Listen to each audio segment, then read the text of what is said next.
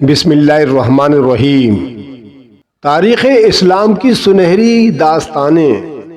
وہ دن جب رحمت نے انتقام پر فتح حاصل کی۔ ذرا تصور کیجئے آپ کو آپ کے اپنے شہر سے باہر نکال دیا جائے، آپ پر پتھر برسائے جائیں، آپ کے ساتھیوں کو قتل کر دیا جائے، آپ کی ہر بات کا مذاق اڑایا جائے، اور پھر 8 سال بعد آپ 10,000 وفادار جانثاروں کے ساتھ اسی شہر کے دروازے پر کھڑے ہوں۔ آج اگر آپ چاہیں تو پورا مکہ خون سے بھر جاتا، لیکن جو فیصلہ اس دن ہوا اس نے دنیا کی تاریخ ہمیشہ کے لیے بدل دی۔ یہ 8 ہجری کا سال تھا۔ قریش نے صلح حدیبیہ کی خلاف ورزی کر دی تھی۔ بنو بکر نے بنو خزاعہ پر حملہ کیا اور قریش نے خفیہ طور پر ان کی مدد کی۔ یہ معاہدہ ٹوٹ چکا تھا۔ رسول اللہ صلی اللہ علیہ وآلہ وسلم نے فیصلہ فرمایا کہ اب مکے کی طرف پیش قدمی ہوگی، لیکن حیرت انگیز بات یہ تھی کسی کو خبر نہ ہونے دی گئی، نہ شور، نہ اعلان، نہ جنگی نعرے۔ مقصد صرف ایک تھا، خون ریزی سے بچتے ہوئے مکے کو امن کے ساتھ فتح کرنا۔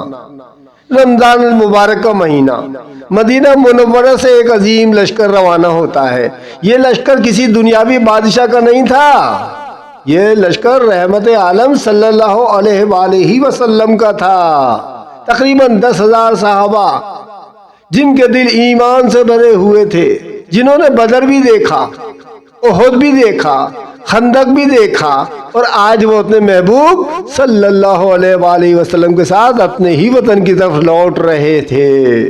رات کا وقت ہے جب لشکر مرۃ الزہران کے مقام پر پہنچا۔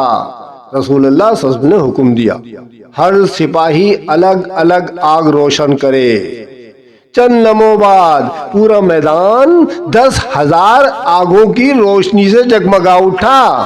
دور مکے سے منظر دیکھنے والوں کے دل کانپ اٹھے۔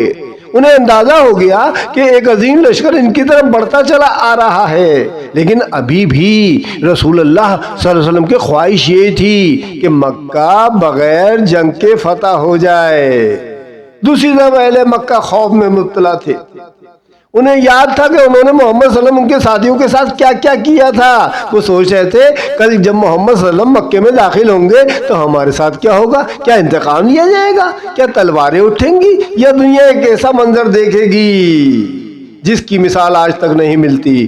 یہی جانیں گے ہم اگلی قسط میں، کیونکہ ابھی فتح مکہ کی سب سے اہم داستان تو باقی ہے۔